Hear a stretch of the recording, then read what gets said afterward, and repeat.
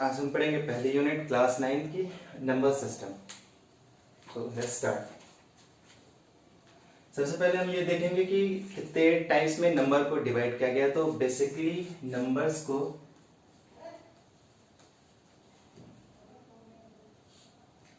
दो पार्ट में डिवाइड किया गया है। एक होता है रियल नंबर, जिसके बारे में आप लोग 7th 8th 9th बचपन से पढ़ते आ रहे हो, रियल नंबर्स। और दूसरा होता है कॉम्प्लेक्स नंबर।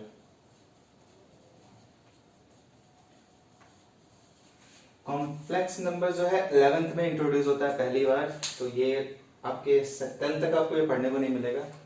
तो फिलहाल हम पढ़ेंगे क्या, रियल नंबर। चलिए स्टार्ट करते हैं। रियल नंबर,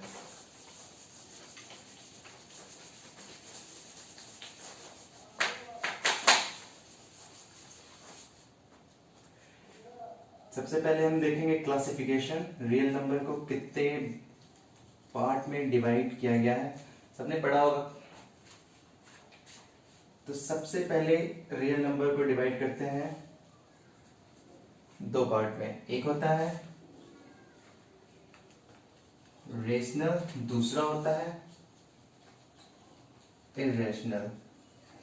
ठीक है, रेशनल सबको पता है कि पी बाई क्यू, जिसे पी बाई क्यू के फॉर्म में लिख सकते हैं, where Q can not be equals to 0। Irrational √2, √3, √5, something like that. Further rational को क्लासिफाई किया गया है दो पार्ट में। फ्रैक्शन, फ्रैक्शन यानी 1/2, 3/4, 5/4, समथिंग लाइक दैट। और दूसरा होता है इंटीजर। इंटीजर यानी जो कंप्लीट नंबर भी बोलते हैं, जिसको 1 2 3 -4 5 6 ऐसे करके। ठीक है, इंटीजर। इंटीजर को आगे फिर से दो पार्ट में डिवाइड किया गया है।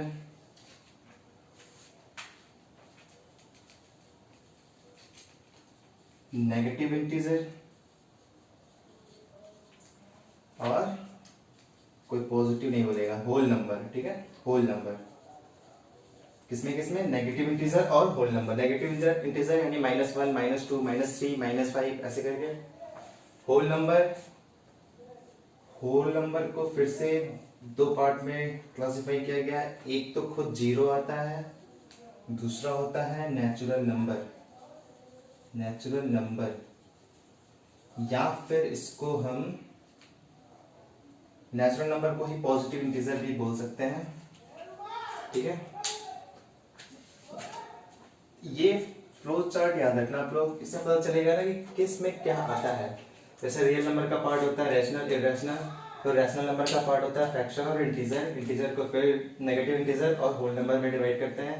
होल नंबर में 0 और नेचुरल नंबर आता है। नेचुरल नंबर जो होते हैं 1 2 3 4 से लेके एंड सो ऑन। ठीक है, और 0, इन दोनों को जब कंबाइन करोगे तो होल नंबर बनता है। यानी कि 0 जो होता है वो नेचुरल नंबर नहीं होता है। याद रखना, 0 जो होता है नेचुरल नंबर नहीं होता है।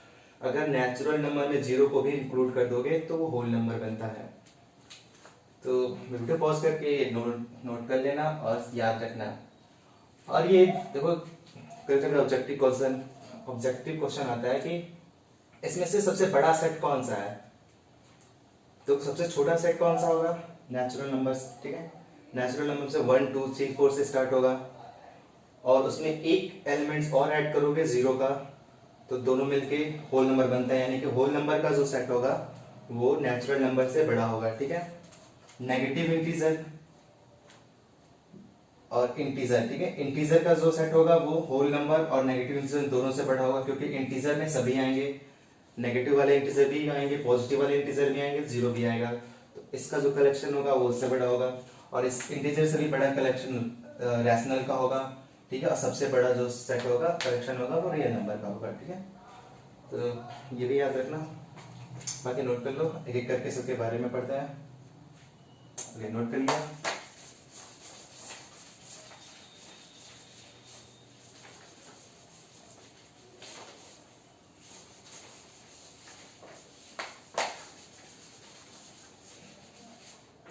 ये आपको same similar topic high school में भी मिलेगा पढ़ने को, इसलिए थोड़ा अच्छे से पढ़ना। सबसे पहले हम पढ़ते हैं natural number. Natural number natural numbers, ठीक है। कौन कौन से नंबर नेचुरल नंबर कहा जाता है? 1 2 3 4 एंड सो ऑन, ठीक है। आगे कहीं भी इनफाइनाइट तक जीरो नहीं होता, जीरो जो होता है वो नेचुरल नंबर नहीं होता है, ठीक है, याद रखना। और इसको डिनोट करते हैं किससे? कैपिटल एन से, कैपिटल एन से डिनोट करते हैं नेचुरल नंबर। दूसरा होता है क्या? और इसे हम पॉजिटिव इंटीजर भी बोलते हैं, तो ये भी दिमाग में रखिएगा आप लोग, किसे पॉजिटिव इंटीजर भी बोलते हैं, ठीक है। देखो इंटीजर है और पॉजिटिव है इसलिए पॉजिटिव इंटीजर भी बोलते हैं। दूसरा आता है होल नंबर।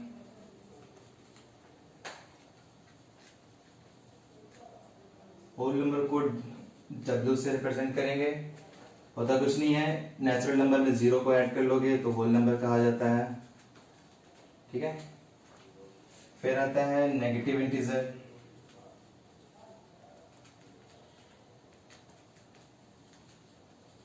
नेगेटिव इंटीजर, ठीक है।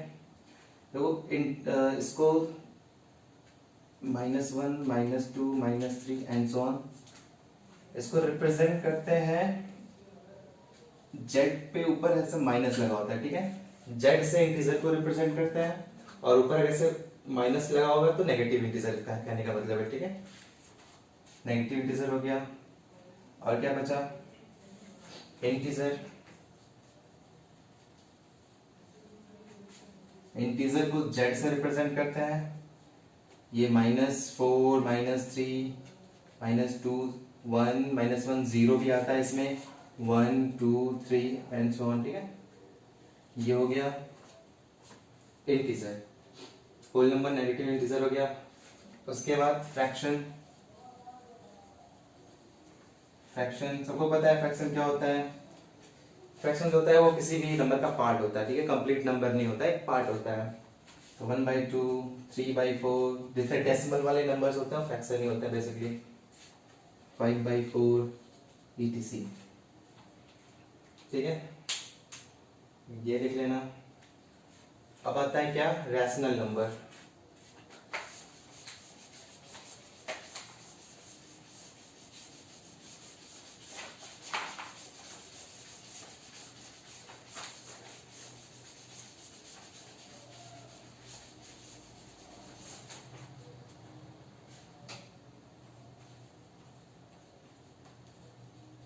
रैशनल नंबर, इसे हम Q से रिप्रेजेंट करेंगे। डेफिनेशन सबको पता है कि ऐसा नंबर जिसे P/Q के फॉर्म में लिखा जा सके रैशनल नंबर कहलाता है। कंडीशन सिर्फ एक होती है कि Q can not be equals to 0, ठीक है। इसे हम P/Q के फॉर्म में लिखते हैं where Q can not be equals to 0। और देखो दो पॉइंट इसमें और याद रखना, ये इंपॉर्टेंट है कि P and Q should be integer, integers, ठीक है, शुड बी इंटीजर। P और Q क्या होना चाहिए? इंटीजर होना चाहिए। और तीसरा पॉइंट ये है कि P एंड Q जो है को प्राइम भी होना चाहिए, को प्राइम होना चाहिए। को प्राइम का मतलब पता होना चाहिए सबको, नहीं पता है तो फिर अपने आप थप्पड़ मारो एक दूसरे को। को प्राइम होता है जिसका फैक्टर कोई भी कॉमन फैक्टर नहीं हो, कोई भी दो नंबर को प्राइम कहलाते हैं कि उनमें कोई भी कॉमन फैक्टर नहीं हो, वन को छोड़ के। वन तो सबका कॉमन फैक्टर होता है, तो वन को छोड़कर उनमें से उनका कोई भी कॉमन फैक्टर नहीं है, उसको को प्राइम बोलते हैं। तो तीन कंडीशन है सिर्फ रैशनल नंबर के लिए कि Q जो है 0 नहीं हो सकता, ठीक है, P और Q दोनों इंटीजर होने चाहिए और P और Q को प्राइम भी होने चाहिए। एग्जाम्पल, कोई सा भी नंबर उठा लो, रैशनल होता है, मतलब डेसिमल वो इरैशनल छोड़ के, ठीक है। 0 ये भी एक रैशनल नंबर है, 3/4 ये भी रैशनल नंबर है। देखो P/Q, Q 0 नहीं है और ये भी इंटीजर है, ये भी इंटीजर है और दोनों में कोई कॉमन फैक्टर भी नहीं है, ठीक है। ये -1/5 ये सब क्या है? रैशनल नंबर है, ठीक है। ये हो गया। अगला बचा क्या, इर्रेशनल नंबर्स।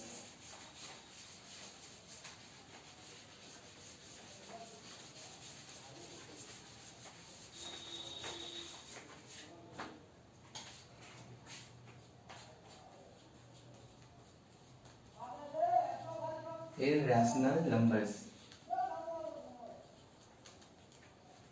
इर्रेशनल नंबर √2, √3, √4 नहीं, √4 नहीं, ठीक है, √4 नहीं।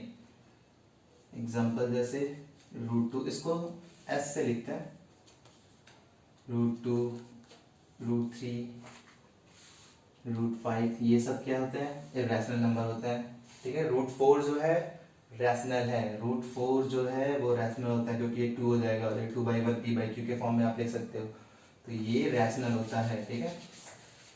इर्रेशनल नंबर पता है, ये सब होते हैं। देखो एक और यहाँ बात ध्यान देना कि अगर इसको हम डेसिमल में लिखना चाहें, ठीक है, डेसिमल में लिखना चाहें तो √2 की वैल्यू होती है 1.414 और 3 डिजिट तक पढ़ते हैं, इसके आगे कंटिन्यूसली ये चलती जाती है, ठीक है, 414, 213, 213 और ऐसे चलता जाता है। ये ना ही रिपीट होता है ना ही खत्म होता है, ठीक है, ऐसे आगे बढ़ता जाता है। तो ऐसे नंबर को भी हम रैशनल नंबर, इर्रेशनल नंबर कहते हैं, ठीक है। ऐसे ही √3 का वैल्यू आप देखोगे, √3 का वैल्यू क्या होती है 1.73 समथिंग करके पढ़ते हैं हम लोग, 1.73, 2 या 3 डिजिट तक पढ़ते हैं, लेकिन होता क्या है कि आगे और भी ढेर सारे होते हैं नंबर, 32050 तक, 3205 आगे बढ़ते जाता है, ठीक है, ऐसे ही होता है।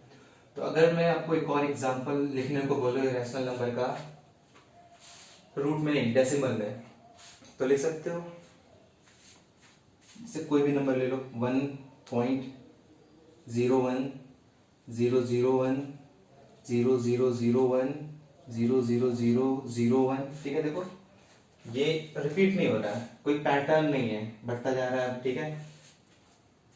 111 आपको 000 दिख रहा हो, पर इसे रिपीट नहीं हो रहा और आगे ऐसे ये बढ़ता जाएगा, ठीक है। तो इसे भी इर्रेशनल नंबर बोलते हैं। ऐसा नहीं कि सिर्फ रूट वाला ही होता है, इसको भी इर्रेशनल नंबर बोलते हैं, ठीक है। बेसिकली इर्रेशनल नंबर होते क्या है कि टर्मिनेट नहीं होते हैं, खत्म नहीं होते हैं, बढ़ते जाते हैं और रिपीट भी नहीं करते हैं, ठीक है। आगे और डिटेल से पढ़ेंगे इसके बारे में, बस याद रखना इर्रेशनल नंबर लिख लो, पॉज करके लिख लेना, नहीं लिख पाओ तो पॉज करके लिख लेना।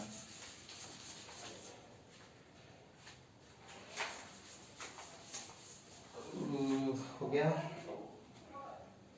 अब हम पढ़ेंगे क्या,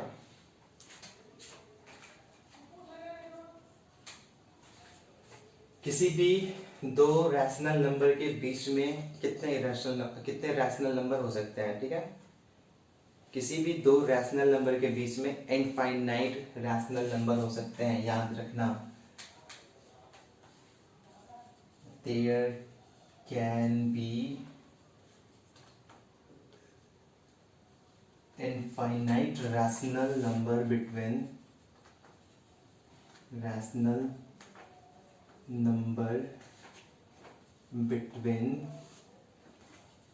टू रैशनल नंबर्स, ठीक है।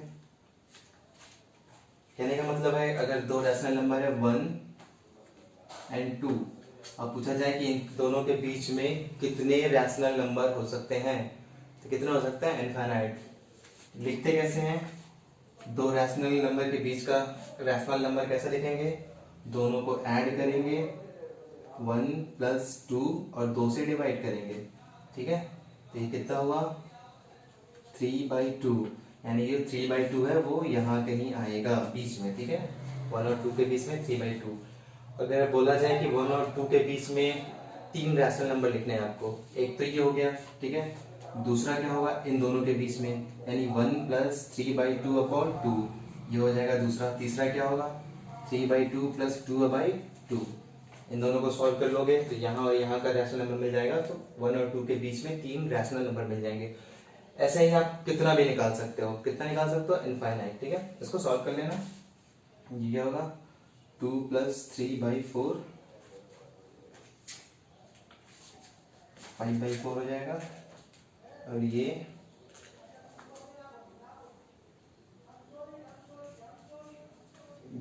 7/4, ठीक है 7/4, तो यानी यहाँ पे 5/4 हो जाएगा और ये 7/4 हो जाएगा, ठीक है। ऐसे ही हम चाहें तो कितना भी रैशनल नंबर निकाल सकते हैं किसी भी दो रैशनल नंबर के बीच में।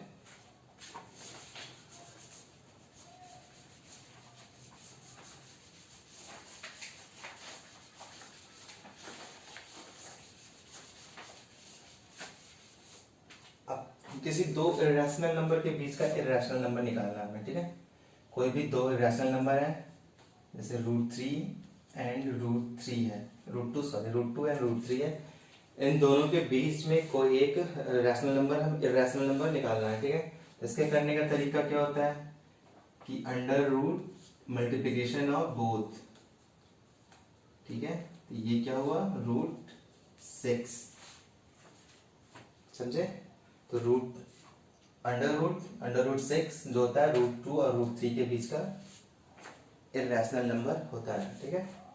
तो इसको लिखने पर ऐसे भी लिख सकते हैं, सबको पता है कि रूट जो होता है पावर 1/2 होता है, तो ये √6 हुआ और ये बड़ा वाले को हम 1/2 लिख सकते हैं।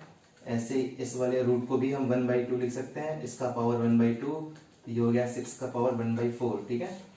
तो ऐसे भी लिख सकते हैं। याद रखना रूट क्या होता है पावर 1/2 यानी हाफ पावर होता है।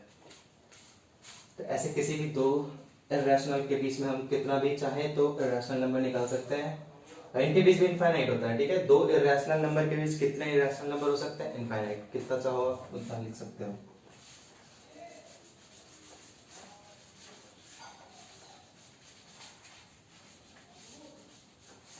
अब हम रियल लाइन पे, नंबर लाइन पे रिप्रेजेंट करना सीखेंगे, कैसे रिप्रेजेंट करते हैं नंबर लाइन रिप्रेजेंटेशन,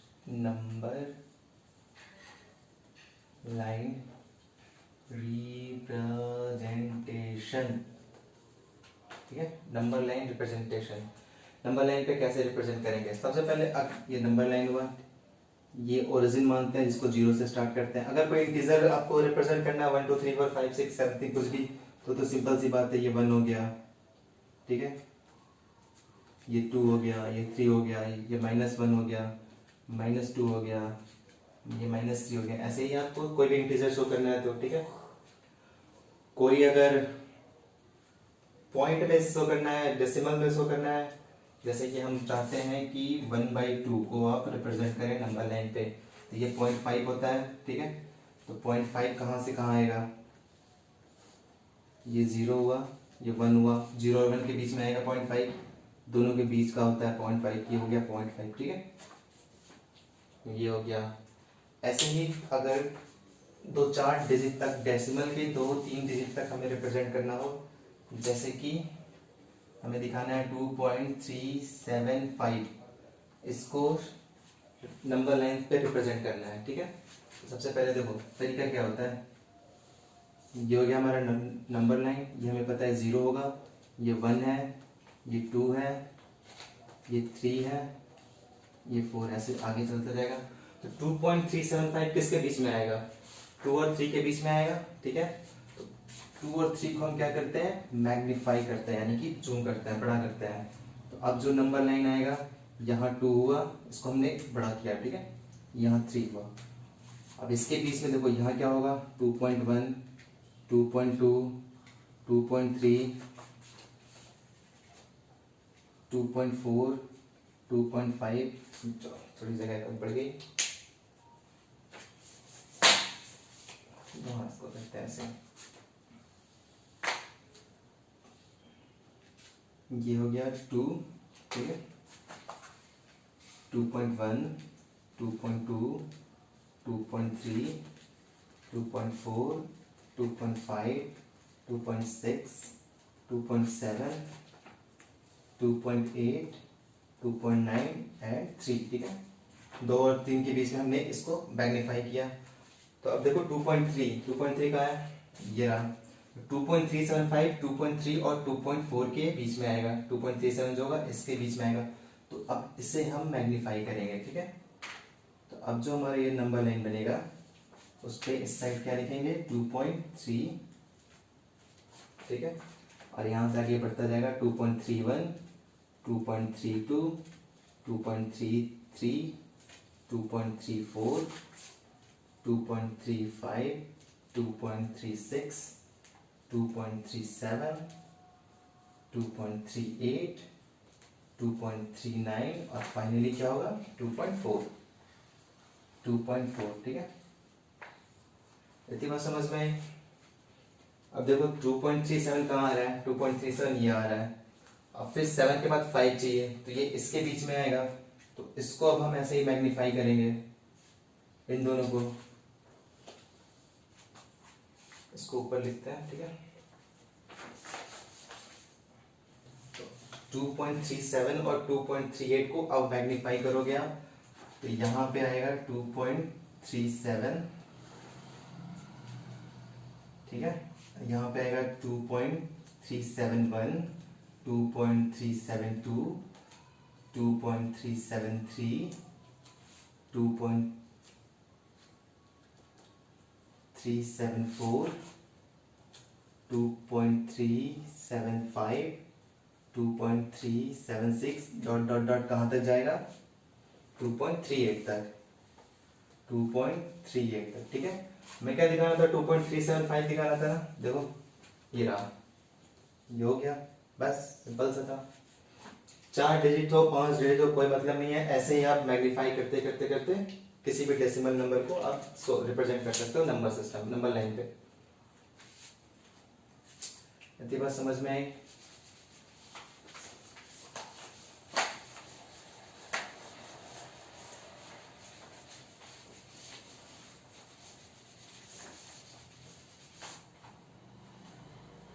अब रैशनल नंबर को कैसे रिप्रेजेंट करेंगे, हमें √2 दिखाना है नंबर लाइन पे, √3 दिखाना है, तो इन्हें कैसे दिखाते हैं। ठीक है, तो ये थोड़ा सा बिल्कुल ही मुश्किल नहीं है, बस थोड़ा सा तरीका दूसरा है।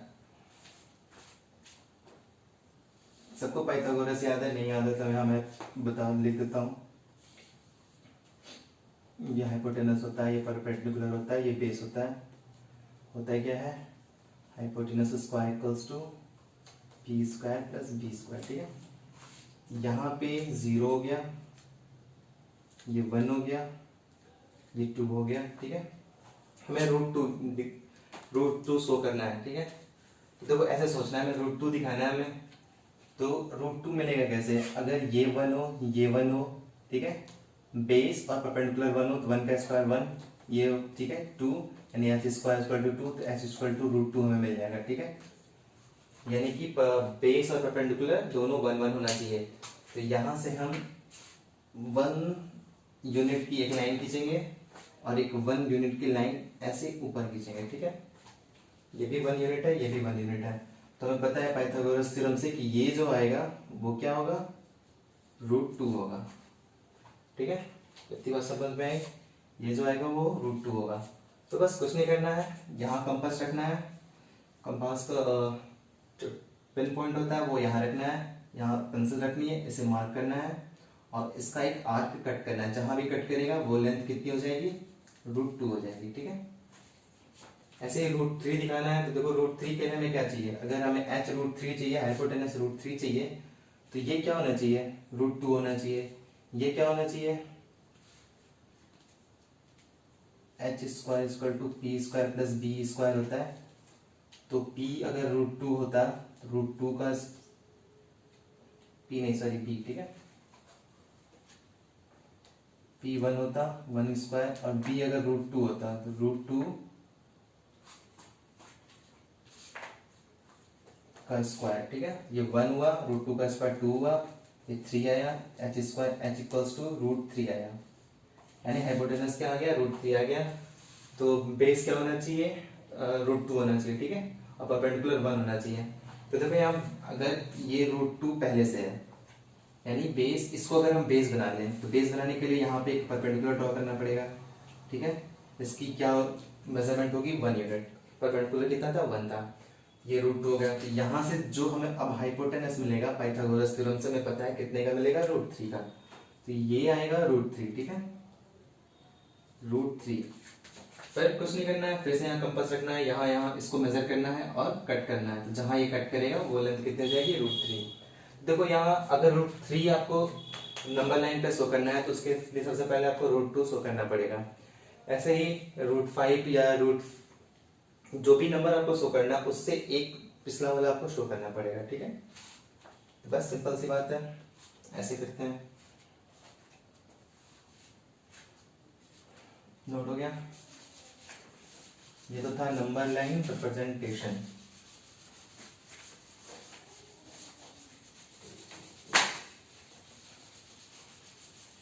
अब हम पढ़ेंगे डेसिमल एक्सपेंशन, डेसिमल एक्सपेंशन, दशमलव एक्सपेंशन।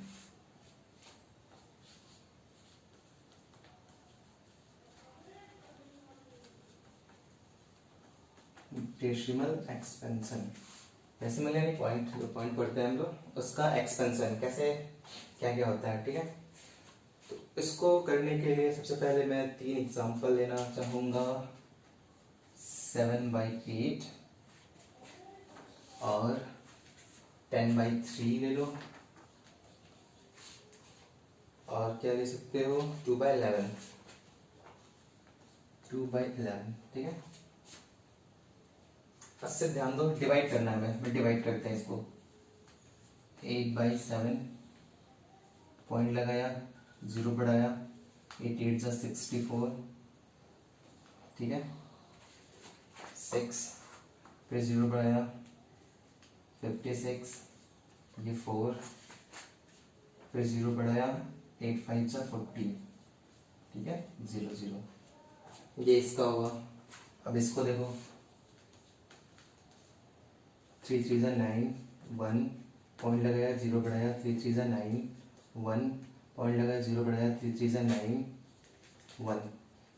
यहाँ देखो ये खत्म नहीं होगा, ऐसे ही डिवाइड होता जाएगा, ठीक है। रिमाइंडर क्या आने लगा, सेम आने लगा, 1 1 1, ऐसे रिमाइंडर सेम आने लगा। इसको चेक करो, पॉइंट लगाया, 0 बढ़ाया, 11 9, पॉइंट लगा, 0 बढ़ाया, 8,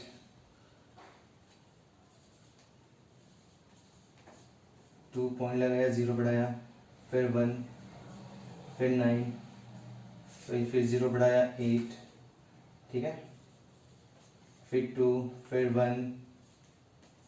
ये भी देखो, यहाँ 3 टाइप के आपको नंबर मिले हैं।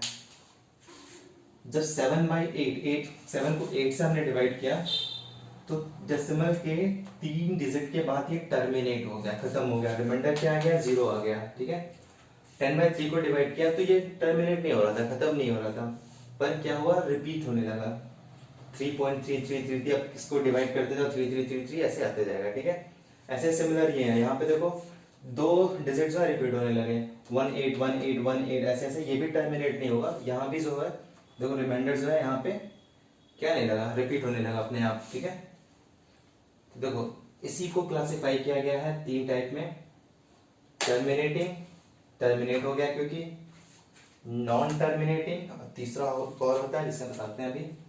तो सबसे पहले पढ़ते हैं कि ये इसका क्लासिफिकेशन देखते हैं क्या क्या होता है।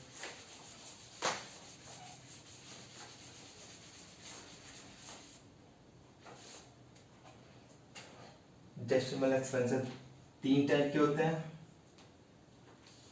बेसिकली 2 टाइप के होते हैं। एक जो होता है टर्मिनेटिंग, टर्मिनेटर देखा आप लोगों ने। टर्मिनेटिंग मतलब होता है कि एक पॉइंट के बाद जो खत्म हो जाए, ठीक है, टर्मिनेटिंग। दूसरा होता है नॉन टर्मिनेटिंग, जो कि खत्म नहीं हो रहा, आगे बढ़ता जा रहा है, टर्मिनेटिंग। जैसे कि हमारा लॉकडाउन बढ़ता जा रहा है आगे, कहीं नहीं। टर्मिनेटिंग और नॉन टर्मिनेटिंग, टर्मिनेटिंग मतलब जो किसी एक पॉइंट पे जाके खत्म हो जाए, फिर रिमाइंडर जो है 0 बच जाए। नॉन टर्मिनेटिंग खत्म ना हो, ठीक है, आगे बढ़ता चला जाए। तो नॉन टर्मिनेटिंग को आगे 2 पार्ट में और आप डिवाइड कर सकते हो। कौन कौन सा, नॉन टर्मिनेटिंग रिकरिंग, रिकरिंग पढ़ते हैं इसको, RECURRING, रिकरिंग। और दूसरा होता है नॉन टर्मिनेटिंग, नॉन रिकरिंग। तो रिकरिंग का मतलब समझो, रिकरिंग री प्लस ऑकरिंग से मिलके बना है, री प्लस ऑकरिंग। ऑकरिंग मतलब होता है किसी भी चीज का होना, और री मतलब फिर से बार बार, यानी कि किसी भी चीज को बार बार होना, उसे री ऑकरिंग बोलते हैं। रिकरिंग पढ़ते हैं, दोनों को मिलाकर रिकरिंग बना है। और नॉन टर्मिनेटिंग रिकरिंग, यानी कि जो टर्मिनेट नहीं हो रहा है पर रिकरिंग है। रिकरिंग मतलब बार बार हो रहा है, बार बार रिपीट हो रहा है, इसको रिपीटिंग भी बोलते हैं। जैसे कि अभी हमने एग्जांपल देखा था ना, कौन सा, 10/3 का, 10/3 का और 2/11 का।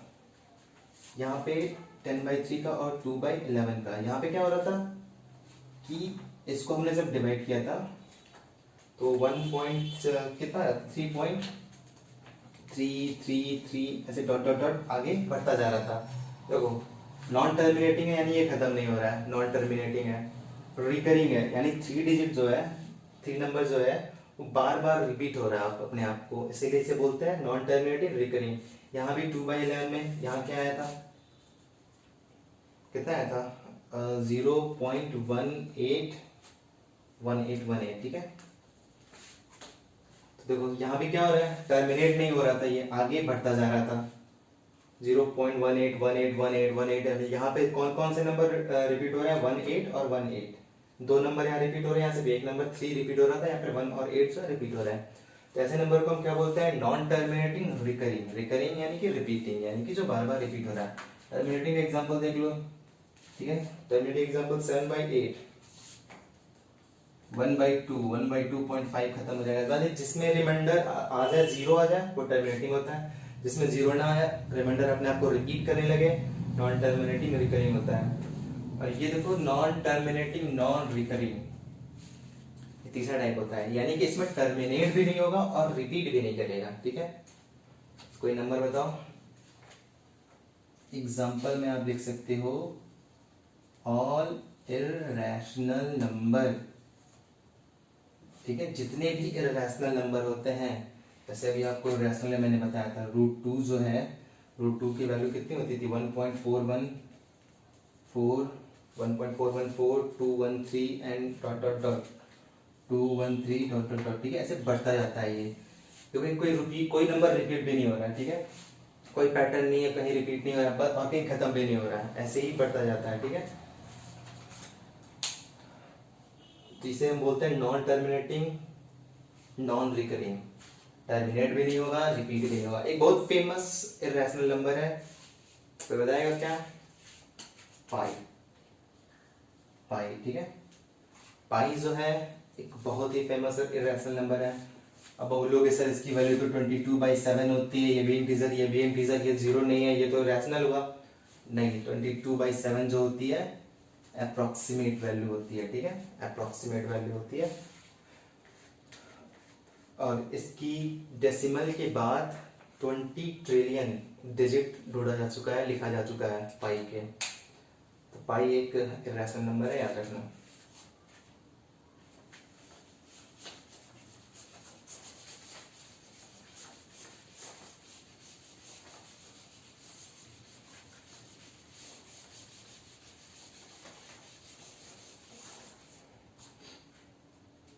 तो उसको लिखने का एक छोटा सा तरीका होता है, जो रिकरिंग नंबर होता है, जो रिकरिंग नंबर होता है ना, जैसे कि क्या था, 3.3333 ऐसे डॉट डॉट डॉट बढ़ते जाता था, तो कब तक 3 लिखोगे, ठीक है।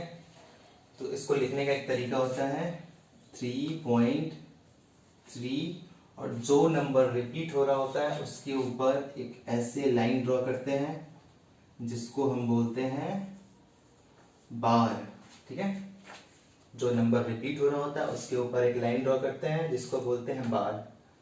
और ये वो वाला बार नहीं है जो अंबर सोच रही है, ठीक है, इसे बार बोलते हैं। दूसरा नंबर जो रिपीट हो रहा था क्या था हमारा, 11/2 वाला, 0.11, 18181818, ठीक है। इसमें देखो दो नंबर रिपीट हो रहा है, 0.18, इन दोनों पे हम बार लगाएंगे, ठीक है। जो नंबर रिपीट हो रहा होता है उसके ऊपर बार लगा देते हैं। यहाँ पे दो नंबर रिपीट हो रहे होते हैं तो दोनों के ऊपर बार लगा दिए। अगर ऐसी कोई नंबर है 4.275, इन तीनों पे बार है, तो मतलब इसका क्या हुआ कि 4.275 275 275, ये तीनों नंबर बार बार क्या हो रहे हैं, रिपीट हो रहे हैं, ठीक है। ऐसे आगे बढ़ते जाएंगे, बोलते बार है, बस एक छोटी सी डंडी लाइन होती है जो नंबर रिपीट हो रहा होता है उसके ऊपर लिख देते हैं। ओके, ठीक है। ये लिखने का बस छोटा सा तरीका है, याद रखना, बार लिखता है। अब हम पढ़ेंगे कन्वर्जन, डेसिमल को कैसे कन्वर्ट करें फ्रैक्शन में, रैशनल नंबर में, फ्रैक्शन में।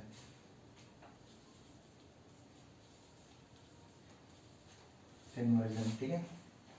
देखो अगर टर्मिनेटिंग है, अगर टर्मिनेटिंग डेसिमल नंबर है,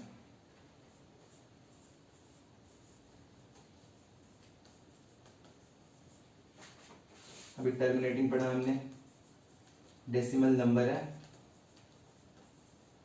तो इसको कन्वर्ट करना रैशनल नंबर में आप सबको पता है, शुरू से करते आ रहे हो। जैसे कि कन्वर्ट टर्मिनेटिंग को एग्जांपल लो, 0.5 ही ले लो, ठीक है। 0.5 टर्मिनेट हो गया एक पॉइंट के बाद, एक नंबर के बाद, तो हम क्या करते हैं, ऊपर नीचे 10 से मल्टीप्लाई करते हैं। 0.5 इंटू 10 इंटू 10, ये 5 होगा, 10 होगा, डिवाइड होगा 1/2 होगा, ठीक है।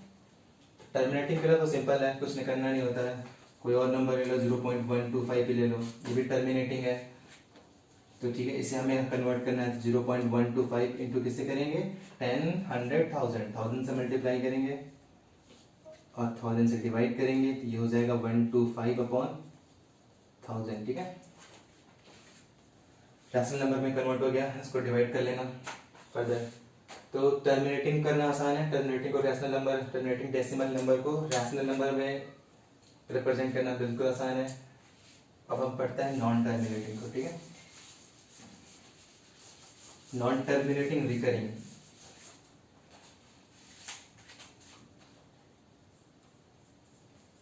Non terminating recurring, recurring number को हमें रैशनल नंबर में p/q के फॉर्म में रिप्रेजेंट करना है, दिखाना है, ठीक है।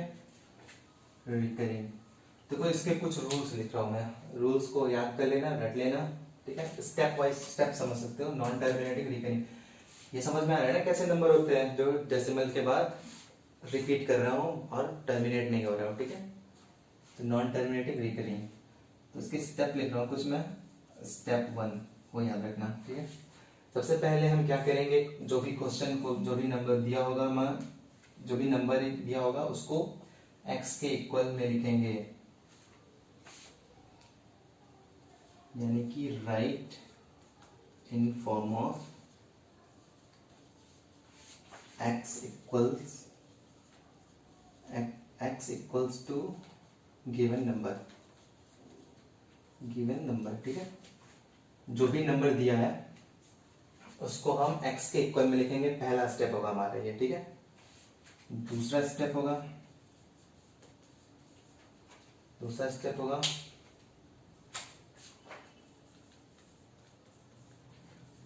Make sure there is only repeating number is left on the right side of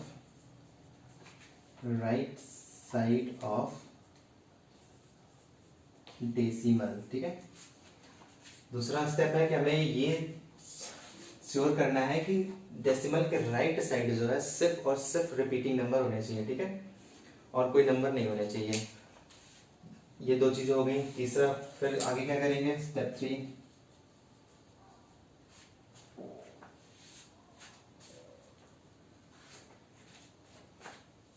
step 3 multiply the equation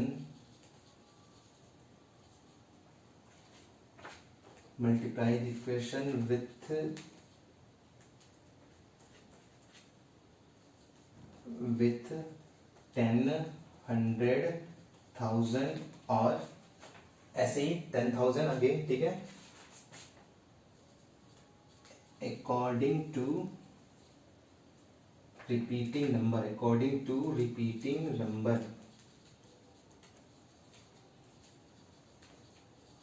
तो इसका मतलब क्या हुआ कि पहले जो भी क्वेश्चन दिया होगा उसको हम एक्स इक्वल्स टू लिखेंगे, ठीक है। फिर उसके बाद देखेंगे कि डेसिमल के राइट साइड में सिर्फ और सिर्फ रिपीटिंग नंबर होने चाहिए और कोई नंबर नहीं बचा होना चाहिए। तीसरा स्टेप है multiply the equation with the 10, 100,000 according to the repeating number. फिर हम चेक करेंगे जो रिपीटिंग डिजिट है, नंबर की डिजिट लिख दो, रिपीटिंग डिजिट, ठीक है। जो डिजिट है, कितने डिजिट जो है जो रिपीट हो रहा है। अगर एक डिजिट रिपीट हो रहा है, जैसे कि 10/3 में सिर्फ 3 रिपीट हो रहा था, तो ऐसे केस में 10 से मल्टीप्लाई करेंगे। और दूसरा वाला जो था 8181 रिपीट हो रहा था, वहां 2 डिजिट रिपीट हो रहे थे, तो 100 से मल्टीप्लाई करेंगे। ऐसे ही अगर 3 डिजिट रिपीट हो रहे होंगे तो 1000 से करेंगे, ठीक है। स्टेप 4 होगा सब्ट्रैक्ट बोथ इक्वेशन।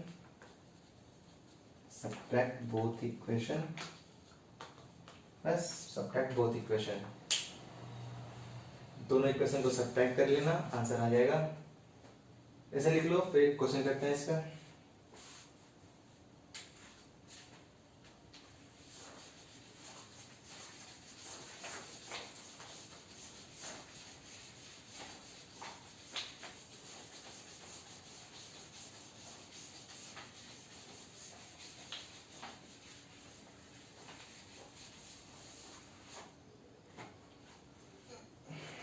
जैसे कि क्वेश्चन ले लो, बुक का क्वेश्चन ले लेते हैं। सबसे बेसिक 0.1, ठीक है, 0.1। देखो सबसे पहला काम स्टेप 1 क्या था, जो भी नंबर दिया उसको x इक्वल्स टू लिखना है। यहाँ हम लिखेंगे x इक्वल्स टू 0.1 बार, ठीक है। बार का मतलब क्या होता है, 0.1111 ऐसे डॉट डॉट डॉट, ठीक है, ये बार हो गया। और दूसरा स्टेप क्या था, दूसरा step make sure there is only repeating number left on the right side of the decimal. ये डेसिमल है, इसका राइट साइड है, इसके देखो राइट साइड में सिर्फ और सिर्फ रिपीटिंग नंबर ही है। 1 जो है वही रिपीट कर रहा है, वही है, उसके अलावा कुछ नहीं है, ठीक है। तो स्टेप 2 हमारा ऑलरेडी से है, पहले से ही है, ठीक है। स्टेप 3 क्या था, इसको इक्वेशन 1 लिख देना। स्टेप 3 क्या था कि 10, 10, 100 एंड 1000 से मल्टीप्लाई करना है रिपीटिंग नंबर के अकॉर्डिंग। तो यहाँ देखो कौन एक ही नंबर जो है रिपीट हो रहा है, तो हम किससे मल्टीप्लाई करेंगे, 10 से। तो 10 से मल्टीप्लाई करना है हमें इक्वेशन 1 में। तो क्या हो जाएगा, ये 10x हो जाएगा और ये कितना हो जाएगा 1.1। 10 से मल्टीप्लाई करोगे तो 1 डिजिट राइट साइड शिफ्ट करता है डेसिमल, तो 1.1111 ऐसे, ठीक है, ऐसे हो जाएगा। ये इक्वेशन 2 होगा। अब क्या करना था, दोनों इक्वेशन को सब्ट्रैक्ट करना था, यानी कि इक्वेशन 2 माइनस इक्वेशन 1 सब्ट्रैक्ट करो। 10x में से x गया, 9 बचेगा। देखो तो ये सब मल्टीप्लाई करने का बेसिक कारण ये होता है ना कि हम चाहते हैं कि डेसिमल के राइट साइड जो नंबर है वो सेम हो जाए। देखो यहाँ भी सेम हो गया, यहाँ भी सेम हो गया, ठीक है। 10 से मल्टीप्लाई करने पे ये सेम हो गया, ताकि जब हम सब्ट्रैक्ट करें तो ये पूरा पूरा वाला टर्म क्या हो जाएगा, 0 हो जाएगा। देखो इसमें सब्ट्रैक्ट करोगे, 1 में से 1 गया 0, फिर 0, फिर 0, पूरा पूरा 0 हो जाएगा। बचेगा क्या, सिर्फ 1। ये 9x बचेगा, यहाँ 1 बचेगा, ठीक है। और यहाँ x इक्वल्स टू क्या आ जाएगा, 1/9। तो हमने देखो इसे p/q फॉर्म में कन्वर्ट कर लिया, ये क्या हुआ, रैशनल नंबर हो गया। बात समझ में आई। दूसरा एग्जांपल देखते हैं।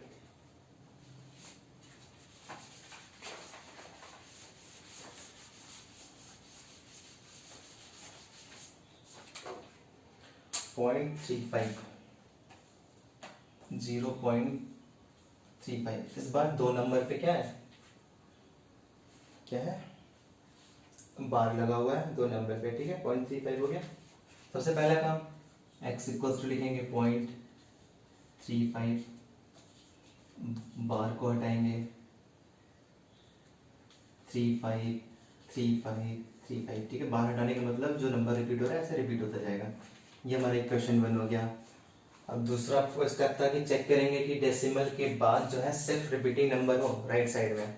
देखो डेसिमल के बाद यहाँ सिर्फ और सिर्फ रिपीटिंग नंबर पहले से है, तो स्टेप 2 हमारा ऑलरेडी प्रेजेंट है। तो स्टेप 3 पे पहुंचेंगे। स्टेप 3 क्या था, मल्टीप्लाई करना है किससे, जितने रिपीटिंग नंबर है उस हिसाब से 10, 100 या 1000 से। देखो दो रिपीटिंग नंबर है ना, 3 और 5 रिपीट हो रहा है, तो यहाँ किससे मल्टीप्लाई करेंगे, 100 से। तो 100 से मल्टीप्लाई करेंगे इक्वेशन 1 में, ये हो जाएगा 100x, ठीक है। 100 से करोगे तो ये डेसिमल यहाँ आ जाएगा, तो ये हो जाएगा 35.353535 ऐसे ही, ठीक है। इक्वेशन 2 देखो फिर से हमारा वही हुआ ना, डेसिमल के बाद वाली सारे नंबर सेम हो गया। तो हमारा मेन उद्देश्य एम यही होता है, मोटो यही होता है कि डेसिमल के बाद वाला डिजिट सेम हो जाए, उसके बाद माइनस करने की आसानी होती है। फिर सब्ट्रैक्ट कर लो, इक्वेशन 2 माइनस इक्वेशन 1।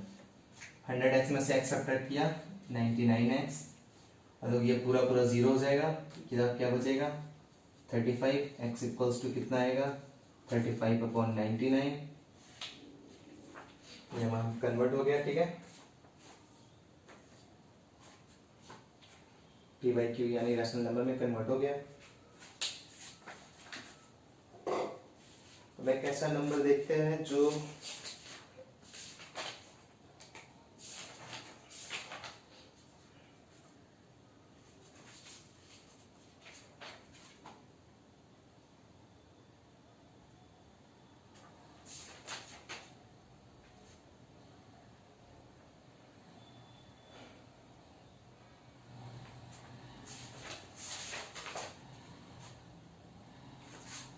ठीक है।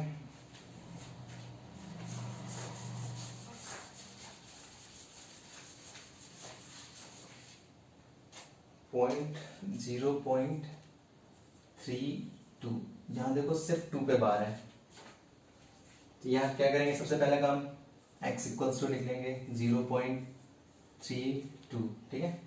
फिर x इक्वल्स टू 0.322222, सिर्फ 2 रिपीट होगा ना, सिर्फ 2 पे बार है, तो ये इक्वेशन 1 लिखेंगे, ठीक है। स्टेप 2 क्या करना था, हमें चेक करना था कि डेसिमल के बाद सिर्फ और सिर्फ रिपीटिंग नंबर होने चाहिए। तो यहाँ देखो ऐसा नहीं है, डेसिमल के बाद 3 एक्स्ट्रा है, रिपीटिंग नंबर 2 है, पर साथ में 3 भी है, तो ऐसा नहीं होना चाहिए। हमें क्या चाहिए, डेसिमल के बाद सिर्फ रिपीटिंग नंबर चाहिए, 3 यहाँ हमें नहीं चाहिए। तो 3 को डेसिमल के लेफ्ट साइड लाने के लिए क्या करेंगे, तो पहले हम 10 से मल्टीप्लाई कर लेंगे इक्वेशन 1 में, तो ये देखो ऑलरेडी 10x हो जाएगा, मल्टीप्लाई करोगे तो डेसिमल यहाँ आ जाएगा, ये हो जाएगा 3.2222, ठीक है। इसको इक्वेशन 2 देखेंगे। देखो डेसिमल के राइट साइड सिर्फ रिपीटिंग नंबर है, स्टेप 2 हमारा क्लियर हो गया, स्टेप 2 हो गया। फिर स्टेप 3 क्या था कि चेक करेंगे कितने नंबर रिपीट हो रहा है, यहाँ सिर्फ एक नंबर रिपीट हो रहा है 2, उस हिसाब से 10, 100, 1000 से मल्टीप्लाई करना था। तो किससे मल्टीप्लाई करेंगे, 10 से, सिर्फ एक नंबर रिपीट हो रहा है, एक डिजिट रिपीट हो रही है, तो 10 से मल्टीप्लाई करेंगे। अब इक्वेशन 2 में करेंगे, इसमें नहीं करेंगे, ठीक है। ये हो गया, अब इक्वेशन 2 में मल्टीप्लाई करेंगे 10 से, ये हो जाएगा कितना 100x हो जाएगा, और ये कितना हो जाएगा 32, डेसिमल यहाँ आ जाएगा 222, इक्वेशन 3 हो गया। अब फिर सब्ट्रैक्ट करना था, इक्वेशन 3 माइनस इक्वेशन 2, यहाँ देखो फिर से डेसिमल के बाद वाला डिजिट सेम है, तो माइनस करेंगे। 100x में से 10 गया 90x, ये पूरा पूरा ये जीरो हो जाएगा। 32 में से 3 गया 29, ठीक है। x इक्वल्स टू 29/90, कन्वर्ट हो गया हमारा।